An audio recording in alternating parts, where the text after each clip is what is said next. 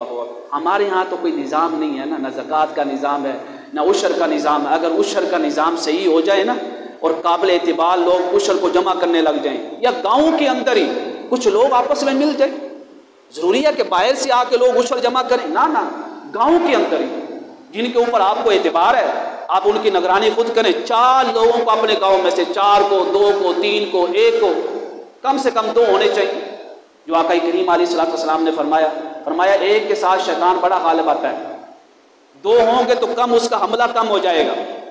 کم سے کم آپ اپنے گاؤں میں سے 2 لوگوں کو منتخب کر لیں، جس طرح مسجد کی انتظامیہ کمیٹی ہوتی ہے آپ عشر کی انتظامیہ کمیٹی بنا لیں، 2 لوگ جو ہے آپس میں مل کے ایک مکان کا تعین کر لیں، اعلان کر دیں کہ پورے گاؤں کا عشر یہاں پہ جمع ہوگا، اپنا حساب کتاب دیں کہ ہماری گندم اتنی ہوئی یہ عشر بن رہا ہے۔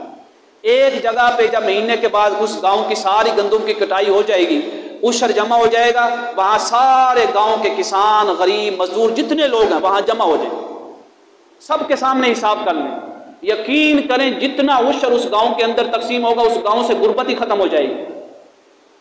یہ کوئی مشکل ہے؟ مجھے آپ بتائیں۔